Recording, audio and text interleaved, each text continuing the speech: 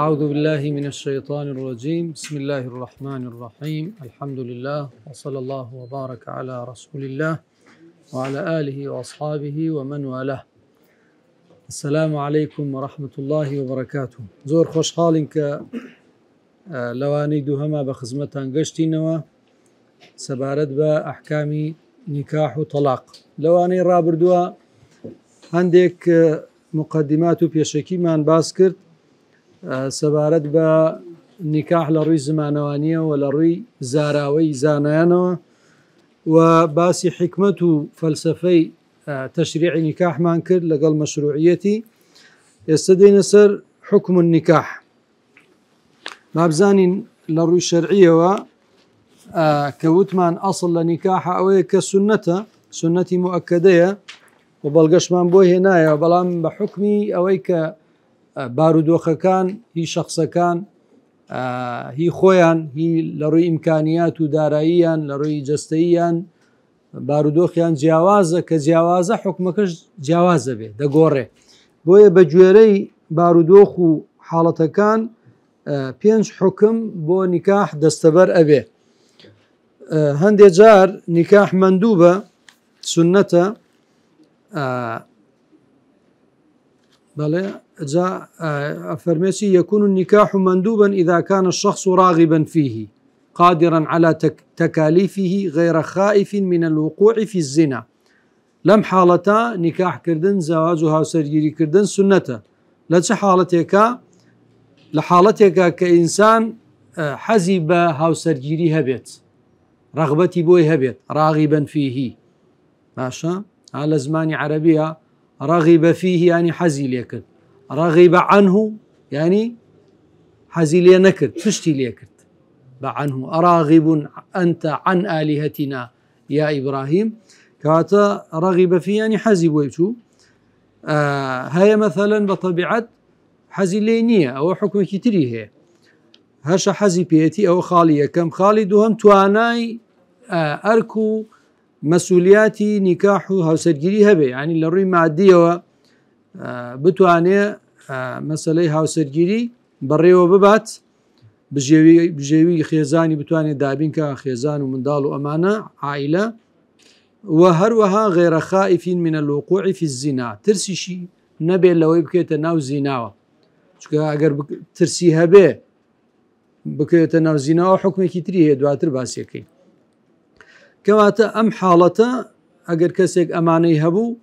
حەزی پێبوو و توانای هەبوو و ترسیشی نەبوو کەوێتە زیناوە ئەو کاتە ئەبێتە سنەت، سنەتی مؤکدەیە لەم حاڵەتە. وەکو حەدیثەکە فەرمی یا معشر الشباب من استطاع منكم الباءة فليتزوج فإنه أغض للبصر وأحصن للفرج ومن لم يستطع فعليه بالصوم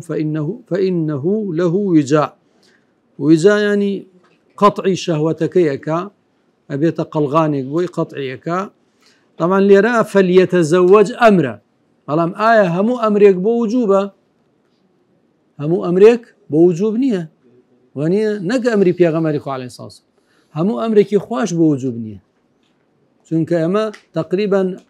معناي أمر نزيكي هجدا وزدا معناي هي أمر معنى كاني أرابو هجدا وزدا معنى. يقلو أنا وجوبة، يقلو أنا الندبة، يقلو أنا إباحة. مثلا القرآن قال فرمي وإذا حللتم فاصطادوا، كاتل إحرام تلخوتان كردوا برون راوكن يو أمره يخو 3 مليون حاجي لا حاجة دوا إحرامي لا يكسر ناس يبراو كردن، يعني راو كردن بيصير مباح بوا كاتل كوتنا إحرام بوبا حرام إستا كإحرام تان لابر الرواتو دوخي بيشي خوي. وكو علماء فرم علماء أصول الأمر بعد الحظر يعود إلى ما كان عليه. يعني مثلا لسورة جمعة ذروا البيع وذروا البيع دا فرمي فانتشروا في الأرض، فانتشروا في الأرض وابتغوا من فضل الله. فانتشروا يعني بسم الله مزقود درسون بقرن وأكرم مثلا دواء جمعة شهر دانشة كابلا دانشة الله مزقود نسيته حتى عسرش طبيعي أخو حرام نية دانشة. كاتا همو أمريك بوجوب نية ببزاني أو أمره لسو سياقك هاتوا دربارتشي هاتوا أو أبي بزاني ليرة دا فليتزوج أمره بلام أمرك بوجوب نية بو وجوب نية بو ندبة. چکە پێغەمبەری خوا عەلەیهی سەلام ئەمری نەکردو بە هیچ سەحابەیەک كجني نهي نابي إلا أبي جن بيني إلا أبي دو أوانش كوتي أما جنانين فرمي فمن رغب عن سنتي وأنا أتزوج النساء فمن رغب عن سنتي فليس مني كواتم خالك مهمة كبزانين همو أمريك نلا قرآن نلا فرمودا بوجوب نية أبي بزانين لكوا بوجوبه لكوا أوج بخوي اجتهاد كي زوري ده توجينه كي زوري ده بزانين لكوا بوجوبه لكوا بوجوب نية أما حالتي كم حالتي دوهم هندي حالة من هي نكاح تيدا بيت مكروه يعني پسند نية بيت شواني سنة يكون مكروها إذا كان غير محتاج إلى الزواج أجر بيوسي زواج نبو حزي بي نبو أي تريان تمانشي راغبا فيه أم رغبتي لي نبو حزين شون رغبتي لينية كأن لا يجد الرغبة فيه وحزي بينية إما فطرة حزي بينية لبرسي لبرويك هر فطرة خلقة سروشتي وايا هي مثلا سروشتي وايا لغا الزواج ساردة هر ناخوة حزي بزواج نيو ساردة لغا الموضوعك أو لمرض يا لبرويك نخوشيني كي هي أزاني ناتواني مسألة هاوسرجيري وأمانة بريه با وهروها أو علة يام هو كارك هي بويك حزي بينية مثلا مشغولة بدراسة بخويندن وانيا يا ببازرگاني وتجارة يا بهر كارك وبيشيك وايلي كردوك يا جاري كابرة داعية كبانخوازك مجالينية مثلا يا مثلا ببردوامي لسجنة ولا قرتنا ولا عزيدانة وأمانة وكو مثلا سعي النورسي مثلا يا سيد قطبي أو بياوانا مثلا يا علماء القديم وتومانا مثلا إمامي النووي يا إمامي ابن تيمية وآن أما هو كاريك هبو الجنين وتوانا إما خومان براسي يعني بوما ناكري بما مشغول جاورا إسا كسيش كجبكين بإني خومانا ولا يجد أهبة له يعني استعداد آمادين يبوسي بو أم نكاحه وذلك لما فيه من التزام ما لا يقدر على القيام به شكا بابندبونا مسؤوليات بربرسياليتية آسانية أجناتواني أو أركا لسرشاني خوي دابني وبيستي كواتا لم حالتها كزاني أو هاي أو مكروه جنبيني أما أنا قربي هنا نالين حرامي كردوه ألين مكروه والمكروه وكو قاعدة شرعية كافر المكروه تزول بأدنى حاجة أزور زالين مكروه فلان شد مكة كاك الزاري حاجة بيتي با مكروه بس حاجة بيتي المكروه تزول بأدنى حاجة هر حاجة يكابو مكروه كجنا منيت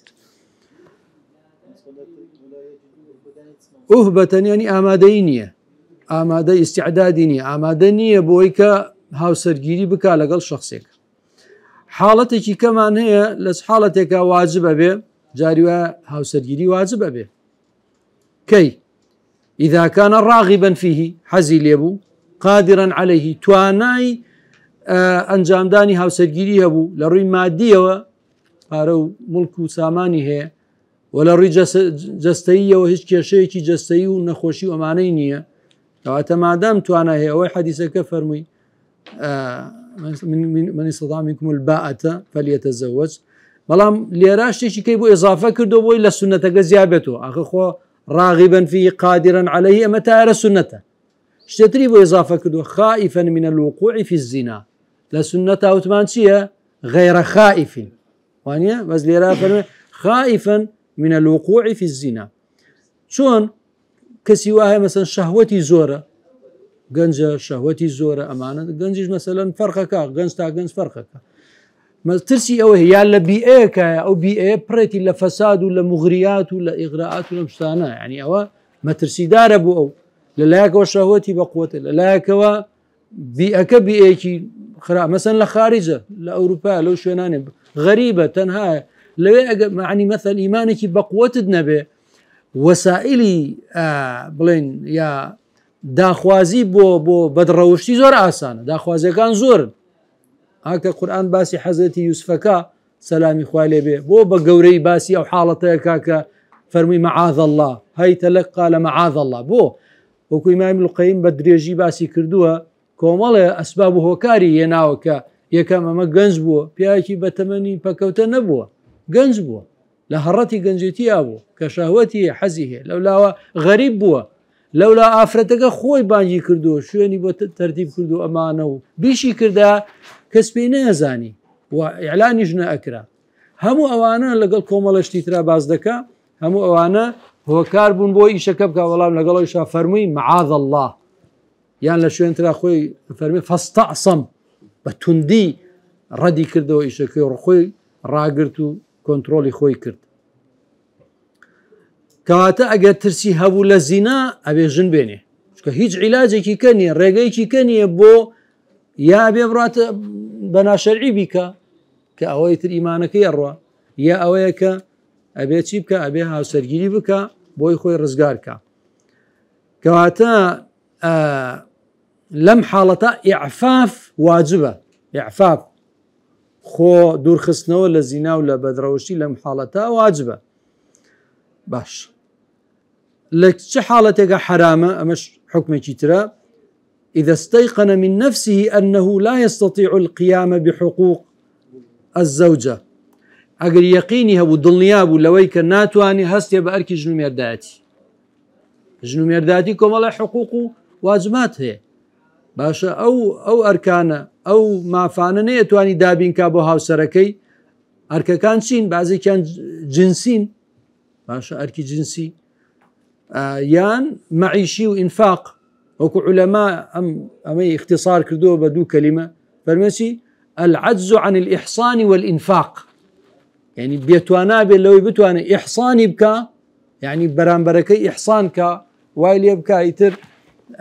ئاور نەداتەوە لە کەسی تر لە ڕووی شەهوەت و ئەوانەوە واروە لە ڕووی ئینفاقیشەوە بێتوانە بێت ئەگەر بێتوانە بوو لەم دوو حاڵەتە ئیتر ئەو کاتە حرامە ژن بێنێ حرامە و هەندێک جاری تریش مەثەلەن کابرا هەیە ژنێکی هەیە باشە ئەزانی ئەگەر بیکا بە دوو سیقەی نییە بتوانێت دادگەری بەرپا بکە لەو کاتە حرامە بێت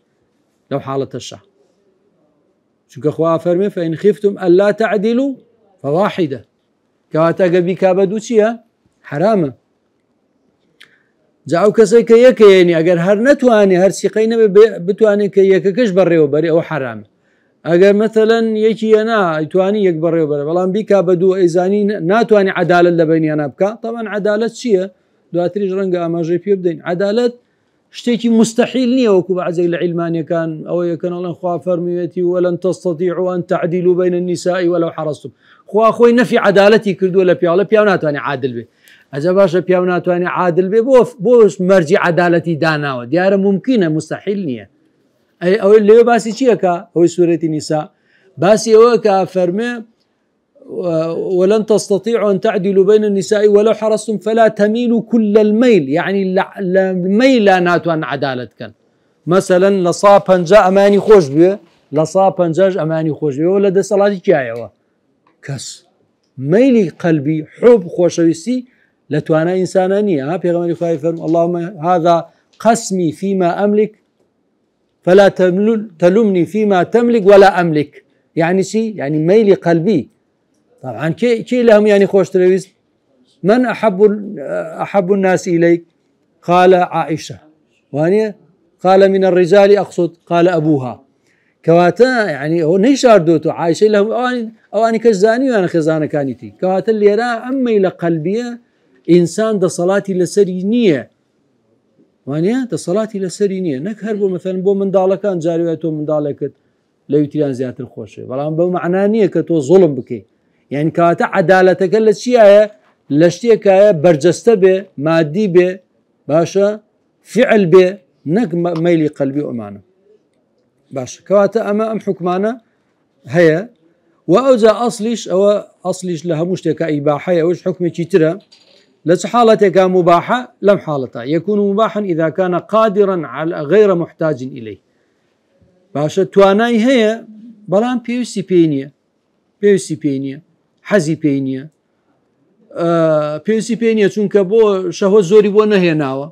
باشە لە شوێنێکی شانیە مەترسی لەسەر بێ ئەو إن خاف العجز عن الإيفاء بمواجبه خوفا غير راجح یان ترسی ئەوەی هەیە کە نەتوانێت ئەرکەکانی هاوسەرگیری جێبەجێکە بەڵام ترسەکە ڕاجح نییە ئەمە ترسمانەیە مەراتیبی ترسمانێ ترسێکمان ڕاجحە مەسەن لە 1970 و ئەمانە بقات يقين أو تلبيت شيء أبيت بقات الصد أبيت يقين يا مراتب إدراك أبيت سن مرتبة كوا مثلا ليك هتا تشلونو أو بيوتري شيء بيوت وهم بوبا بنجا أبيت شيء أبيت شك بنجا ببنجا شك لا بنجا ويكبر وسر هتا نوتونو أبيت شيء أبيت ظن بوبا صد أبيت يقين بس ليرا على شيء على خوفك غير الراجحة بقوة نية خوفك بلام خوفك كم أو لو حالتا أبيت مباح أما هربينش حكمك بسر نكاح جيبو وانيا مندوب حرام مكروه مباح لقل واجب هروها ملاحظة كي لرالي مالكي كانوا شافعي كانوا حنبلي كان لسر أوان كآفرتش لم بابتاني وثمان لم أحكامانا وكو بياواي هرهمان حكمي بياوي هي أما بياو لم حالتانا أم حكماني بسرا جيبجي أكري اگر آفرتیش بێ بە هەمان شێوە هەمان حکمی بەسەرا جێبەجێ ئەکرێ و جیاواز نییە. حقوق الزەوجەین طبعا هاوسەرگیری کۆمەڵێ حقوق و واجبات لەسەر یەکتر هینەکەن پێویستەکە کە جێبەجێ کەم بەرامبەرێک طبعا کە ئەڵێن حقوق مەسە ئەمە حەقی ئافرەتە کەواتە لە بەرامبەرا بێتە واجبی پیاو حەقی پیاوە لە بەرامبەرا بێتە واجبی ئافرەت یعنی حقوق و واجبات پیانەوتێکی متقابلن بەرامبەری یەکترن لەسەر هەر کامیان حەق بوو لەسەر بەرامبەرەکەی بێتە چی بێتە واجب یعنی حەقە بۆ ئەو واجبە بۆ ئەو کەواتە حقوق و واجبات هەیە لە نێوانی زەوجەینە ئەبێ ڕعایەتی بکەن. جا با بزانین حقوقی ژن لەسەر پیاو چیە ینی ئەو واجباتەین کە ئەبێ پیاو بەرامبەر ژن بیکات چییە؟ سێ حەقی سەرەکی هاتووە لێرە. یەکەمینیان ئەلمەهڕ مارەی ئەوە شتێکە هیچ مەجالیتیان ینی نابێ نیکاح مارەی تێدا نەبێ ئەکرێن ناو نەهێنرێ ینی ناوی مارەیەکە لە نیکاحە نەوترێ ناوک ینی میقدارەکەی باز نەکرێ ئەمانە بەڵام ناکرێن نیکاحەکە هەرتیان نەبێ بڵێن ئێستا و داهاتووش هەرتیان نەبێ مارەی شتیوان نابێت ئەو نیکاحە باتیلە. ئەمە ناوهێنانەکەی لە ناو عەقدی نیکاحە ئەکرێ ناو نەهێنرێ دواتر لەسەری پێک بێن پێکش نەهاتن ئەوە محکەمە ئەتوانی یەکلایی کاتەوە کەواتە ناوهێنان ئەوە سونەتە ئەمما بوونی مارەیی لە نیکاحە ئەوە واجبە و ڕوکنە ئەبێ هەبێت. وآتوا النساء صدقاتهن نحلة وفرمي صدقات جمعي صداقة صداق يعني ماري بوشي ناونا الصداق يعني أم مارية هۆکارێکە بۆ ڕازگۆیی پیا و بەرامبەر ئەو ئافرەت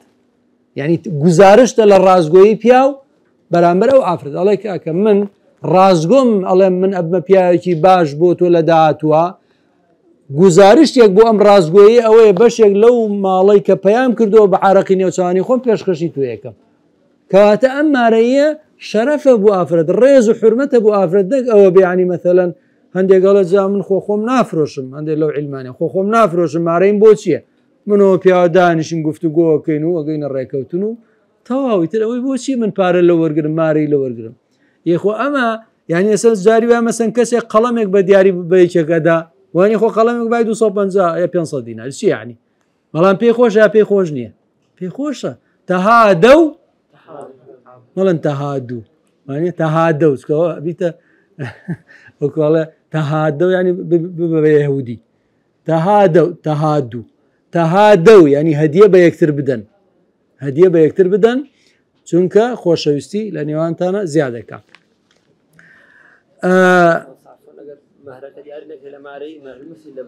بەڵێ مەهر المثل ئەگەر بە ئیتیفاقیان نەکرد ئەو مەهر المثلەکە دیاری ئەکرێت. پاشان ئەفەرمێکی ئەم صیداقە بیان دەنێ بە نیحلە یانی چی یعنی عەطیە مەفروضە ینی بەخششێک بەڵام فەرز ئەمە شتێک نییە بڵێ پیا بڵێ وەڵا ئەیدەم و نایدەم بە کەیفی خۆم نا عەطیەة مەفروضەة واجبە ببیدا ئەوجاوە ئەمریشی کردووە ئاتوو ئەمرەکە هیچ هینێکیش نییە بەڵگەیەکیش نییە ئەمرەکە لە وجوب بجێڕێ بۆ نەدب یا بۆ ئیباحە کەواتە بە وجوبە. نەفەقەشمان هەیە ئەو ژێکێکە لە واجباتی پیاو وكو فرمي وعلى المولود له رزقهن وكسوتهن بالمعروف لسر أو كسي كمن دالك نسبك يبو أوا تماشا أم دقتي قرآنك نافرمي وعلى الزوجي لرواي نفرم بوسي بوي حكمك كإضافة من بودابنه وعلى المولود له لسر أو كسي كمن دالك نسبي أدريتا بال أو نسبي من دال بو چه بو باوك بو بياو كواتا إلا لكاتك مثلا زنا بكري أو كاتا أدريتا بال چه أدريتا بال دايش نادريتا بال باوكك بلام لنكاحي صحيحة أدريتا بال باوك أفرمي لسر أو كسي أوها رزقهن بجوي أو جنا دابينكا أو جنان دابينكا وكسوتهن جلوبرجان بالمعروف بلام بشيوازك معروفة بسند لشرع أو لعرفة شرع وعرف شرع قشتيكي وتبي أو ببابد بعرفي خلقي شونا بابن ببيوة بوشيوازة وهروها بيغمري خواه فرمي ولهن عليكم رزقهن وكسوتهن بالمعروف همان تقريبا دقيقاتك بشيوازك المعاشرة بالمعروف باشي بتشاكي لقل هاوسري خواه ما ملبكا معاشرة المعاملة يعني بالمعروف بويك خواه داواي كردوه بوي عرفي كومالقاي خلق عرفي باشي كومالقاي خلق شون اوها وعاشروهن بالمعروف وخوا أمري كردوه فإن كرهتموهن أجر رختان ليان بو أجر رختان لها وسركان تان بو هنا فرمي أجر رختان ليان مطلاق يان بدن حضرت عمر جار كابراوتي من خيزاني خوم خوجناي أفرمي أفكل بيت يبنى على الحب حمو بيت مالك إلا بلا سر حب وخوشويسي عشق وأمانة بنياد بنري أدي الريز أدي احترام أدي فضل أدي قوري أدي تسامح أدي أوشتانا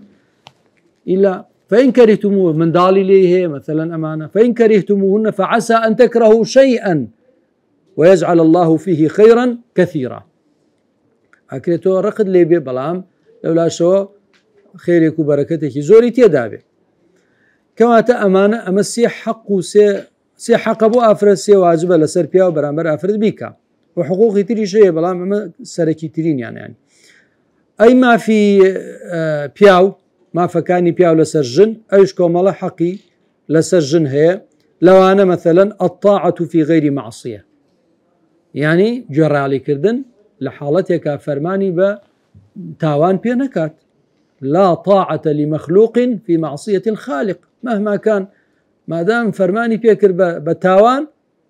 مثلا بونو من انتو غلب بهيش شويكتو نابي بسيتو مالي باوكو دايكت يو نابت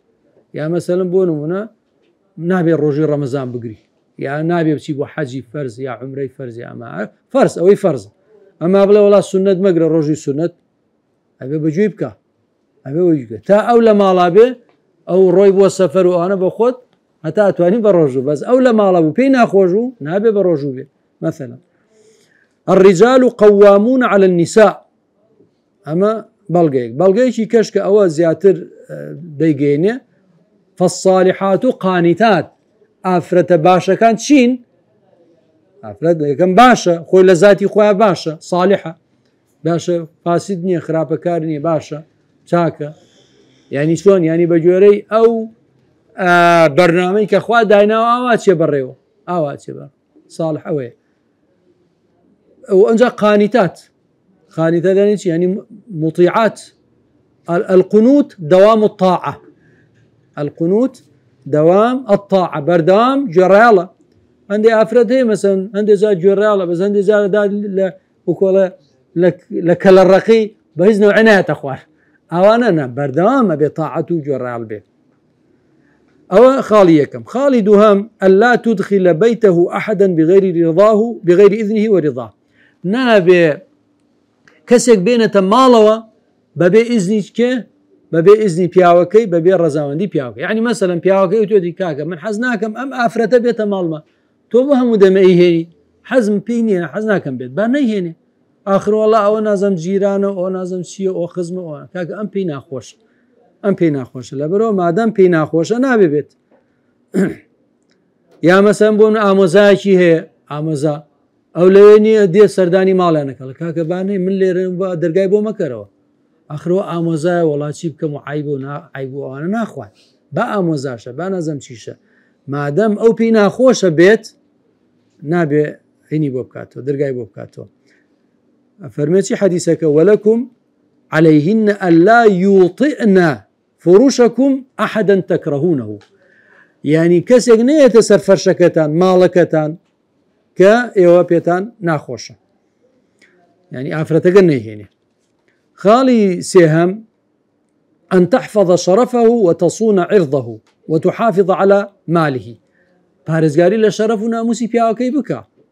وعرض ناموسي ببارزي وبارزقاري لسامانك شبكا أما إيشك لأرككاني آفرت برامبر بياو يعني مثلا كأو بسيط بو كار بو إيجيا بو سفره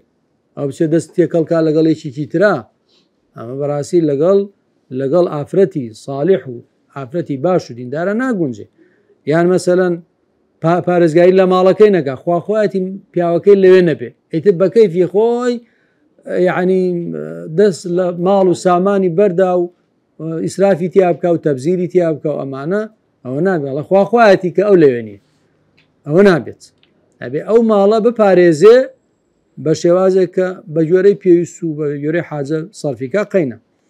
ألا أدلكم على خير ما يكنز الرجل باشترين شتيك جنجيني بو إنساني بياو المرأة الصالحة جنجيني زور مهمة عفرتي باش التي إذا نظر إليها سرته بياو تماشايك دلخوشك هم لروي جمالك وهم لروي أخلاق وروشت والرفتاري وإذا أمرها أطاعته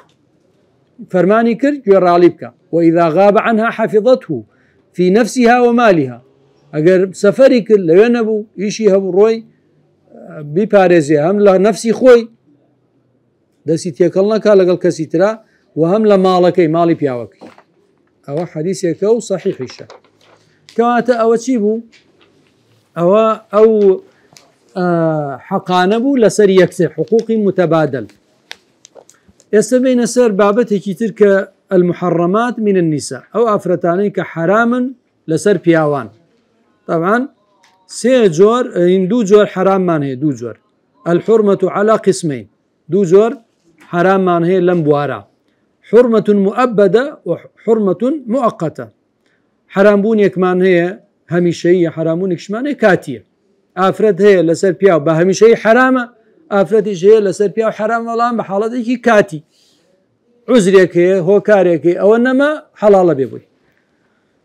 يسدين سر حرمي مؤبدة حرمي مؤبدة أجا بياناسيكين شون بياناسيكين بمجورة النساء اللاتي لا يجوز للرجل أن يتزوج بواحدة منهن أبدا أو أفرتانا كبهيج شويك بو بياو حلال نية هاو سرقيديان لقلابك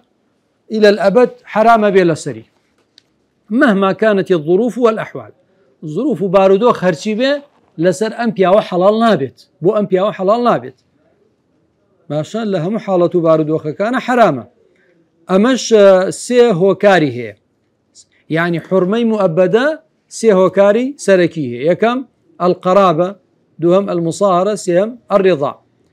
حرامة لسر بياو بوي خزماتي قرابة لبري خزمتي يان لبر الجنو جنخوازي لبينيانا هي يان لبرشي لبر شير ليك لمسيا سببانا هي زهر يقلمانا إن شاء الله بدرجي باسكي يكم المحرمات بالقرابة يعني بنسب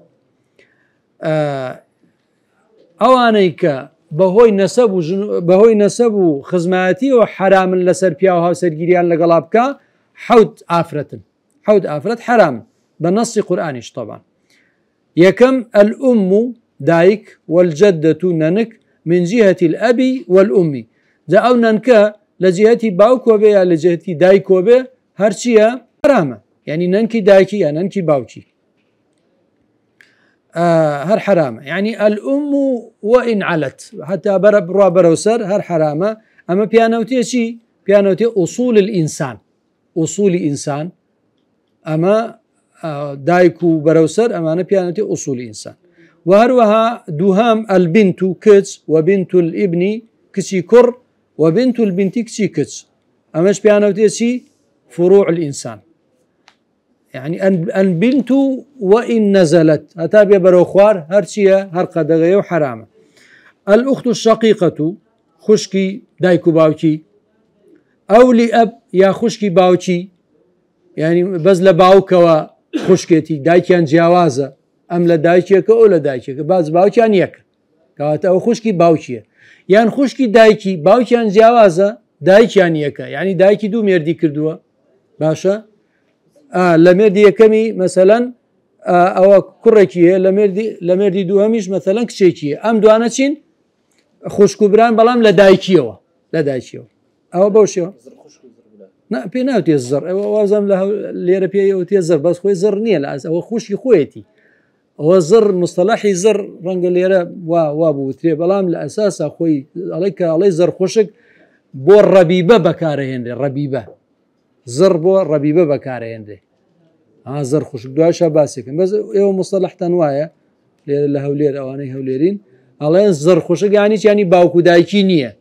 وانيا يا باوكية يا دايكي ايش يخته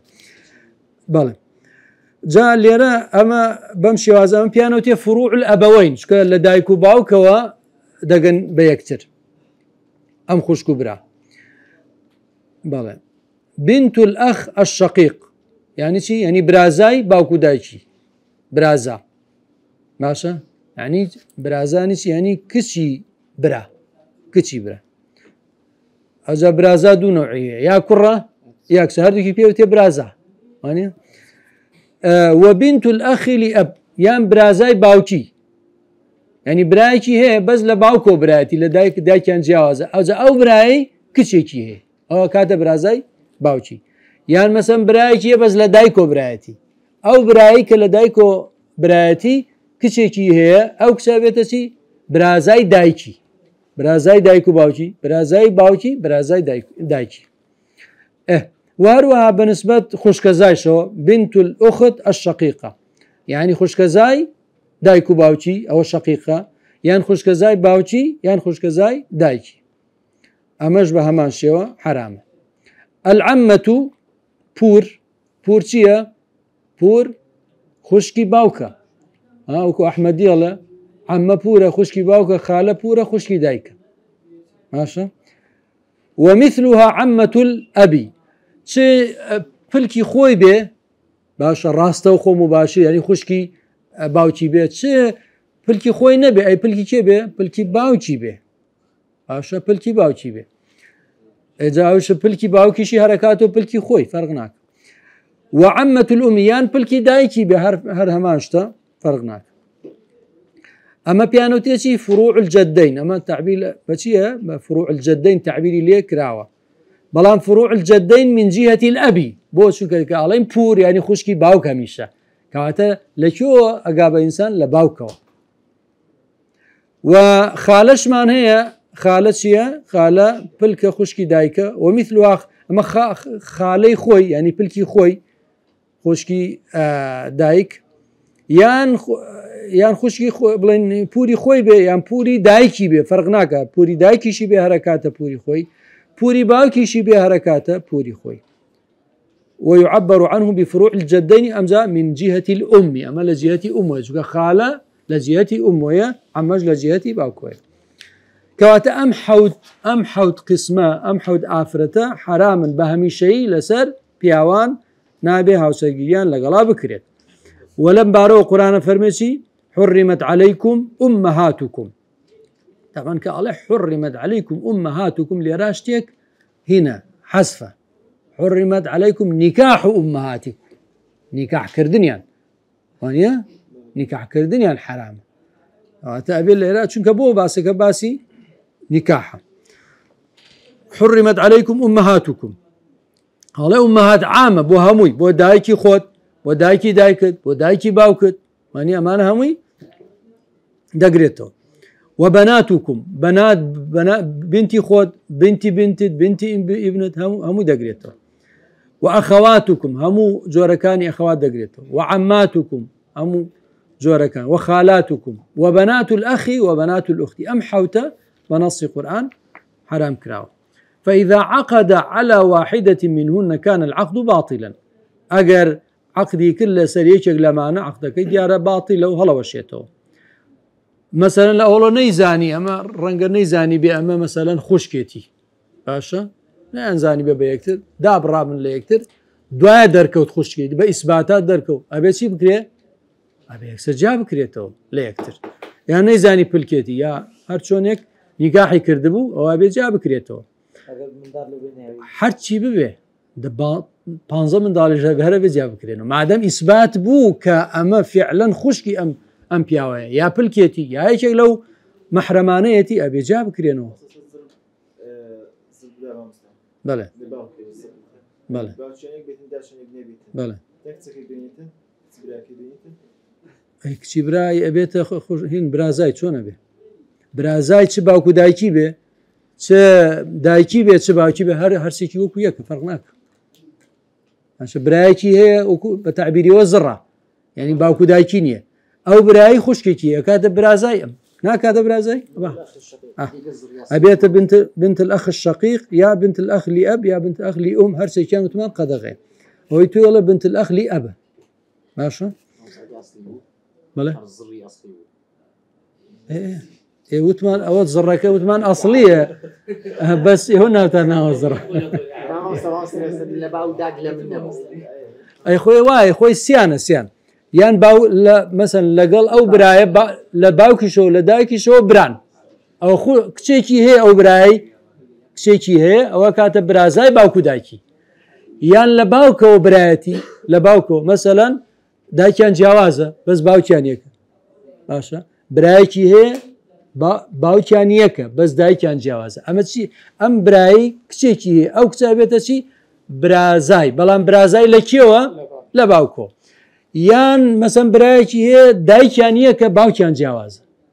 باشا او براي كشيكي هي باشا او كتاكاته شي ام اكاتا برازاي بلام لدايكوا هر شيء ما انا حرام هر برازاي هو حرام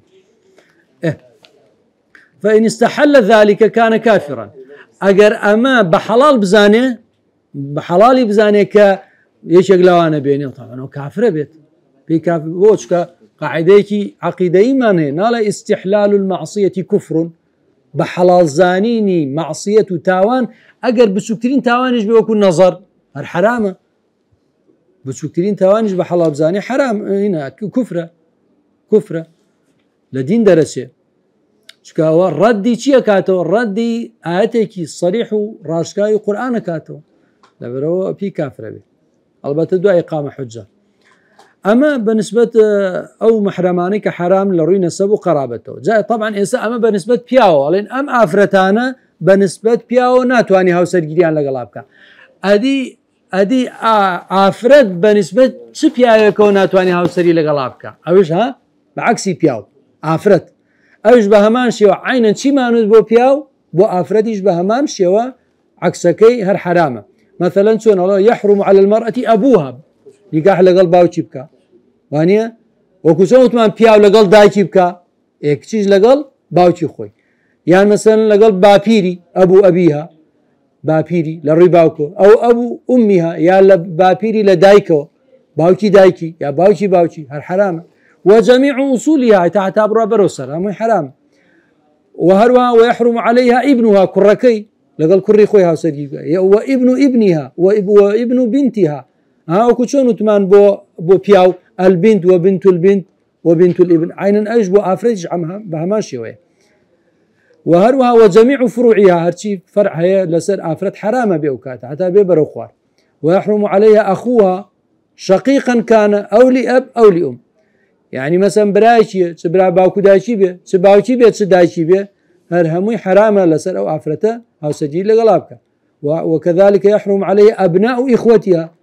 باشا برازاكاني وابناء اخواتها خشكزاكاني همي حرامه زالها لهرسي الريقكو برازاي باوكو دايشي وباوكي ودايشي كما يحرم عليه اعمامها ما مكاني واخوالها خالوكاني تخوي خالي بالله يخش براي باوكي يا براي دايشي هر كمان اعمام عم جمعي عمه اما براي باوكا واخوالي جمعي خاله براي دايكا وأعمام أبيها تسمامي خوي بتسمامي باوكي به مامي باوكي شيء الحرام لسر أما أفرته وأعمام أمها تسمامي دايكي به الحرام وأخوال أبيها تخالي باوكي به وأخوال أمها تخالي دايكي به همو أمانة وكمان أمانة محرم لسر هم بياو وهم لسر أفرت حرامة أو سجل لغليانا بكري هسا أما سببي يكمي حرمي مؤبدة ما تواكل يعني مثل حرمي مؤبدة سنة سيانة يكم شيبو يكم قرابة يستدين يصير مصاهرة المحرمات بالمصاهرة يكم زوجة الأب والجد ويعبر عن ذلك بزوجات الأصول زوجة الأب يعني شي جني باو يعني شي جني باو يعني زردايك زرداك زرداك يعني مثلا هيك مثلا دايكي مردوه باوكي جنتري ناوتو او جنه بالنسبه ام شخصه وقاعده شي هكذا زرداك زوجة الاب كواتا زرداك حرامه بلا حرامه بمجرد عقدي باوك لسر او جنيتر حرامه الى الابد بو منالكي بو كركي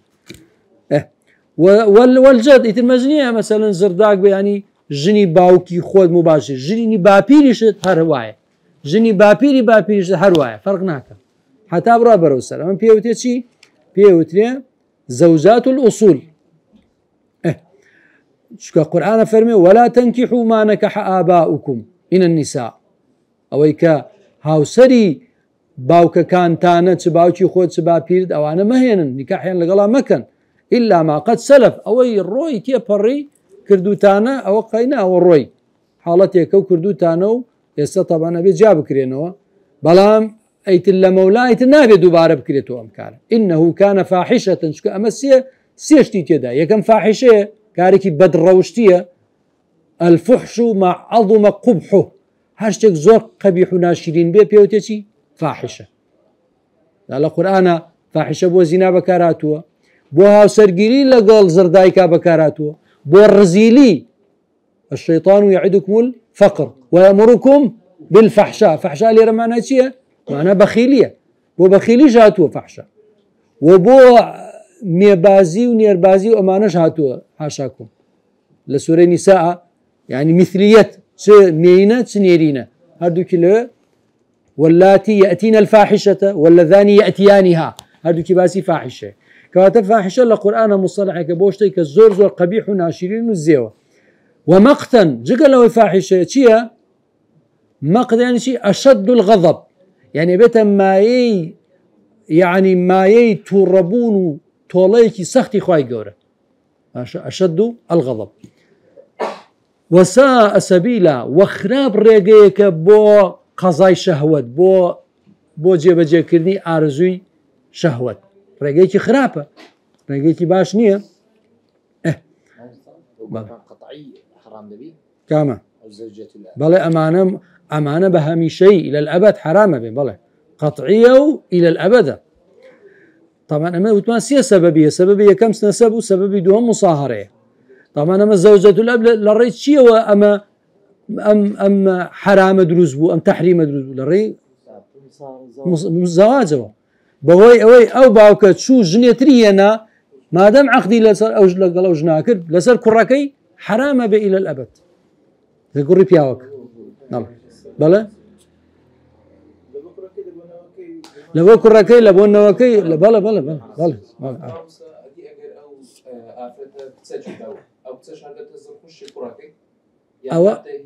أو بيت الزرخوشكي بلى نا أبي بابا أنا أخبوي الله الزرخوشكي يعني مصطلح حكتان خوي أو الزرة أو بيوتي الربيبة أو الزرة أما مثلا براك ما بين دايشي ولا باوشي أو براي خومة خوشكي خومة براي خومة وبيناوتي الزر أويك بيس بيونديكي بكركونية باشا بلا طبعا مثلا باوكو كرك أتوانن دايكو كتشيك بهنا تعديه بلا دين باسيا كان فلا ما كان دين السري لا فرقناك تأثيرناك بعكسي شو فرقناك مثلا بابك كتشك بيني كرك دايكك بيني أوش طبيعي بوك باوك كنابي بوك كركي الله آخر بات يكلنا بيشتا كان دينا سري يسا دينا سر ربي بكا باس يكين بتوضيح هذا كمان ليرا باسي شيء كين باسي تنها زردايك كين باشا زوجة الابن شيء بوك زوجة الابن يعني بوك يعني جني كري خوت أما بوكش حرامة ونكري كري خوت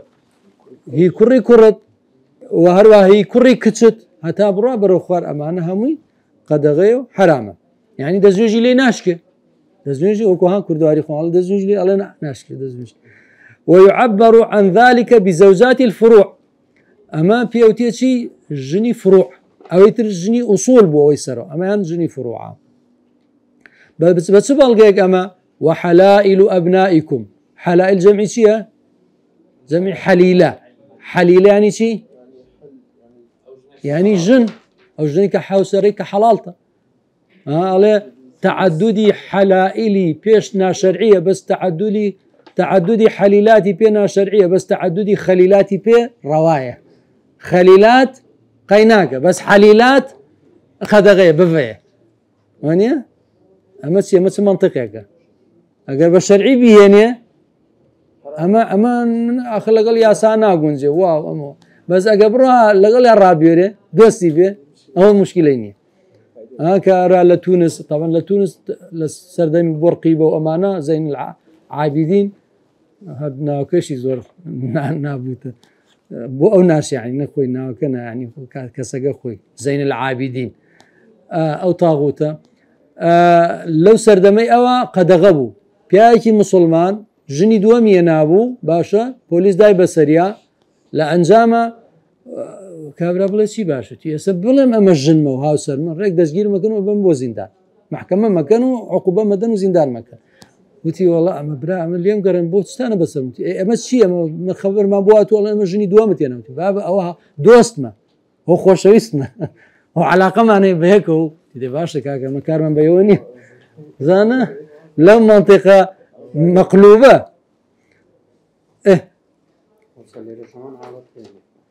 ليرج بلا أي شون ليرج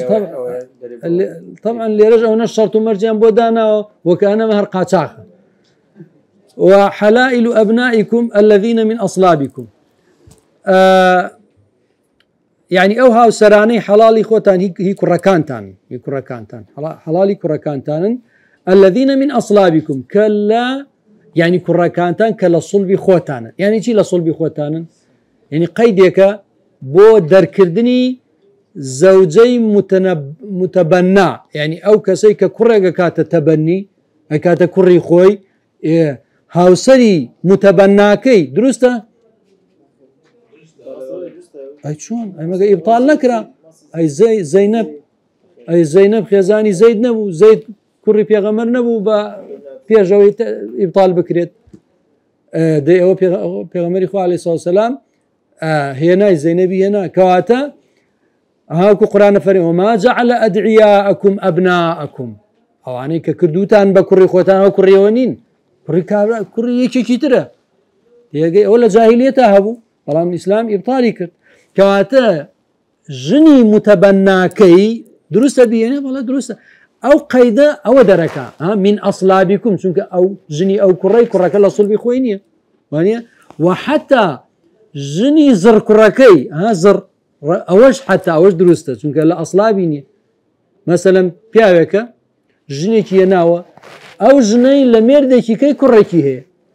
أو كري جني كي يناوى دا طلاقي دا بو أم بياوى دبي بلا دبي بوتي شنك أو جني زر كريتي في كري خويني وزر أم الزوجة وجدتها وهروها أي شيء تلواني كحرام لرجل مجن خوازية وبريتي لشي أم الزوجة يعني سي أنا جنيان يناوى خسو هذه خسو وجدتها طبعا أما خسو أو دايكي جنكتا دا بيرشي حركات خسويتو هر فرقنا هر حرامة خواهي قورا فرميشي وأمهات نسائكم بجمع أمهات نسائكم باش وچوارم الربيبة يعني شي يعني اما بيلين كولا بس نازم يوشي بيلين زركت اما زركتها باشا شيا بنت الزوجة كشي جنكت يعني لخود نية كشي جنكتا لميردكي تري اكاتا شيتو اكاتا ربيبة اكاتا زركت بو يا اخوة فرمي وربائبكم اللاتي في حجوركم يكي كتل لوانيك حرامها وسرقيريان لقلا بكري او ربيبانية او زركتانيك لحجور كوشي اوا قوربون وپروردبون من نسائكم لو افرتاني اللاتي دخلتم بهن كدخول تامبيا كردوا او دواتر باسي او قيدة اكين او قيدة بوشي وايا فإن لم تكونوا دخلتم بهن اگر دخول تامبيا نكردبو فلا جناح عليكم او تاوانتان لسرنية يعني مثلا ام بياوة ام جني هنا او جنش كشيكي هي لميدكي تري بس هناي برلو بيقوازيتو طلاقي دا اتواني دواي ماويك او كسبيني كسكي بلا اتواني بوشك دخولي بينا كردوا دخولي بينا كردوا اما بالنسبة عكسوا او حرامة يعني كسكي هنا بمجرد عقد لسكسكي دايك حرامة بيتك كاتا خصوي بمجرد والى الابد حرامة بي دخولي شي بينك او طلاقي بدا حرامة ودواتر اوش باسكي جاء ليرا جاوزيك اكا لنيواني بأمش طاوكين اقينا المحرمات بالرضا بلين لنيواني سياني يكم لقل يكي اخيرا جاوزيك هي يعني لنيواني زر دايكو بوكو خسو لقل زركتا جاوزيك هي يستبين فرقك باسكين الله هؤلاء او سياني اول سياني اول شيء زرداك بوك لقال خسو ام سيانا حرام ابن بمجرد العقد يعني مثلا انسان بمجرد عقدي كل سر لقال جنيكا لسر كراكي حرام بيانا بمجرد عقدكي ابيته زردايكي دايكي خويني زردايكي يعني دايكي مردوها شي جنيكي تريني او جني ابيته شي ابيته زردايكي ام كرا بمجرد عقد كردين لسر او زردايكا لسر ام حرام بيت لسر ام كرا حرام بي حتى اگر باوكك طلاقي شي بدار نيغوازت بيتو ام كرا بو هي بيني بويني الى الابد حرام بي لسر خالي او مثلا اما خالي جوازي اميه واروها بالنسبه بوكو مثلا بياك جنيكي هنا اشا كرك جنيكي هنا او جنا بالنسبه باوكي كركو بيتسي بيت بوك وانيا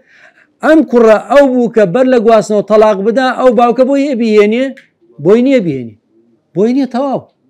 بويني الى الابد لسري حرام به يعني بالدخول لا بيوندي بدخول بمجرد عقدك حرام به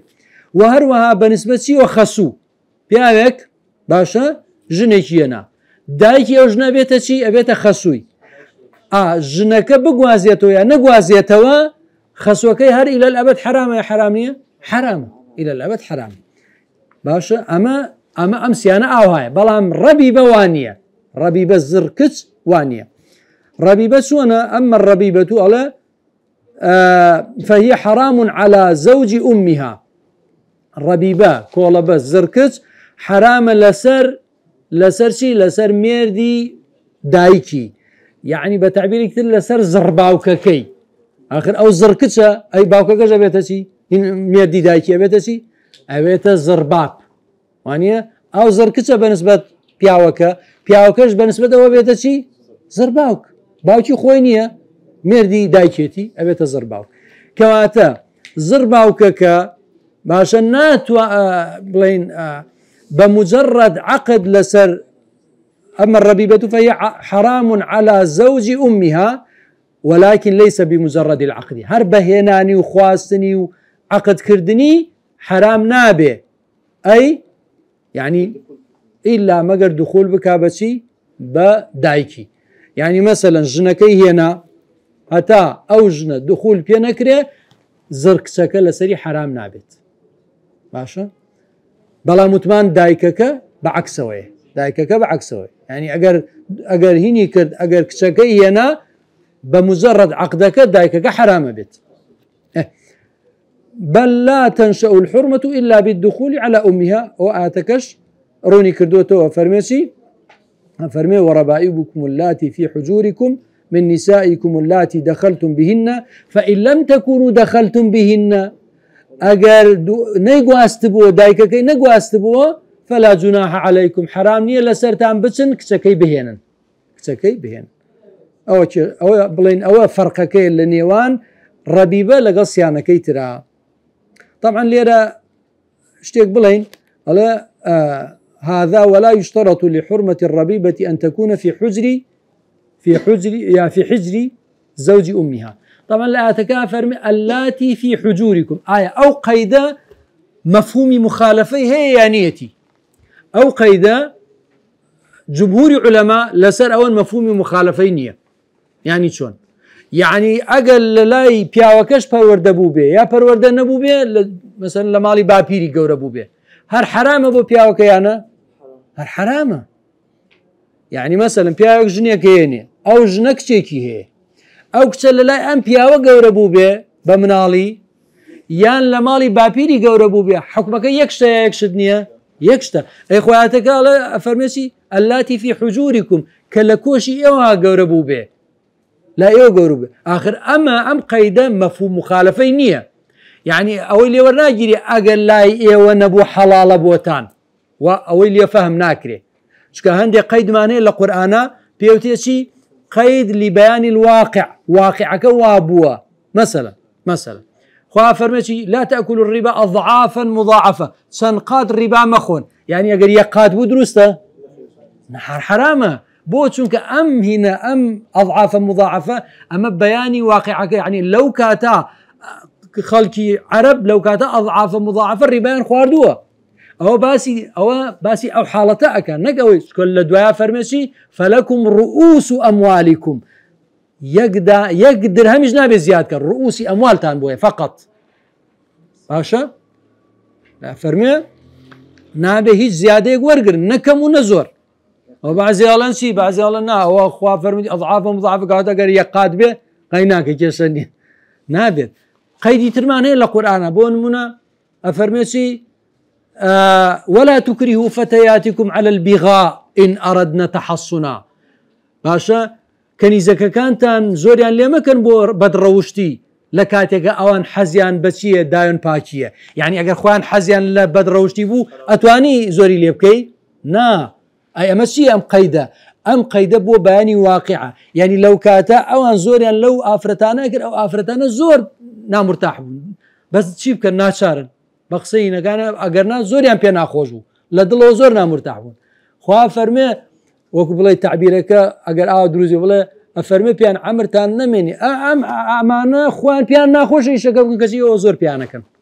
إيو بزور بيانك وكو بلاي سرزنش كردني أوانا كواتا أما بو أولنيا بلي ولا أقر خوي بي خوش وقيناك زوري ليبكا بلام هندي قيديش ماني لقرآن مفهوم مخالفي هي بلام أن قيدانا مفهوم مخالفي نية مثلا هل أويك أفرميها فإن لم تكونوا دخلتم بهن فلا جناح عليكم أو قيديك مفهوم مخالفي هي بلا أقر دخولها بو أو أوزع أجنبه أوزع حلال به كواتا أو كشينية أو كاتا أو قيدك طبيعية بلا أم قيدة أفرمي ولا أن تكون في حجر زوج أمها بل هي حرام عليه سواء كانت في حجره أو كانت تعيش بعيدة عنه لا بياوكبه لا دوري بياوكبه هالحرامة وإنما ذكر القيد في الآية لبيان الحالة الغالبة باسي بارودوخي غالبي أو سردما وابوه كآفرتك مردي أكر كسكي خوشي لقال خويا أبرد وانيا أما حالتك بوا باوبوا وحتى بو تشجيع كردنا يعني كسك أجنيكي أنا كتيكي أبو خواي جورة تشجيعك أو كتا أو دايكو كتا ليكثر مكان لقال دايكي أبيت بو مالي زرباوك كا باشا بجانب ليكثر بيكوبن أو بو تشجيعي أوي فإن الغالب على الربيبة غالب وابوه أو زركسة أن تكون في رعاية زوج أمها وحجره باشا لسرجير سربشتي أو أبو لا أو جورة أبو عادة وابو لو سردما ويسجل رواية تقريبا يعني لا نادرا خلقك مثلا هی وایە وەڵام من بەس خۆت دێی خۆتم دەوێ کچم نایە و مناڵم نایە ئەمانە بەس خۆت خرچی بکەم لەو مناڵە کەیفی خۆتە عیلازێکی لێ بکە و من ئەوەن تەحملی ئەوش ناکەم بەس دەتوانم تۆ بهێنم مثلا ئەمە طبعا بۆی هەیە خۆهین واجب نییە ئیلا بڵێ قبولی بکە بەڵام وەکو هین یعنی وەکو جوامێری مەردایەتی ئەوەیە کە لەگەڵیا بێت و پێکەوە بژین ئەوجا ئەمە بەنسبەت پیاوە ئەوجا بەنسبەت ئافرەتیشەوە بە هەمان شێوە وەکەذلك يحرم على المرأة زوج أمها زوج أمها یعنی چی ئەمجارە ئەو زردایک بۆ ئەمە بێتە چی زرباب وانە وزوج بنتها ئەبێتە چی ئەبێتە زاوا زوج بنتها ئەبێتە چی ئەبێتە زاوە یعنی مثلا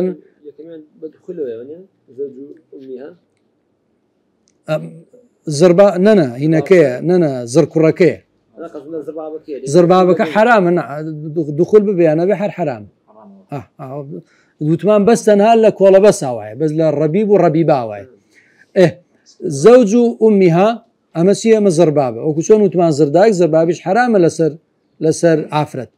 وەزەوج و بنتیا ئەمە زەوج و بنتیانی چی ئەنی زاوە وانە زاوە وەکو چۆن وتمان بووک لەسەر پیا حرامە زاواش لەگەڵ لەسەر ئافرەت لەسەر خەسو حرام وابن زوجها ابن زوجها چییە زركر الربيب أي تريش الربيبة وأبو زوجها چییە خەزور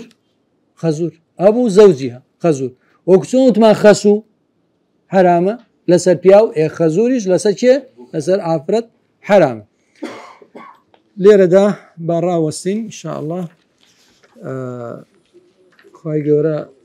لێمان قبولکە ئینشاء الله و زیاتر لە دینەکەی خۆی شارەزامان کا و صلی الله وبارك على سيدنا محمد وفقتان کە ئینشاء الله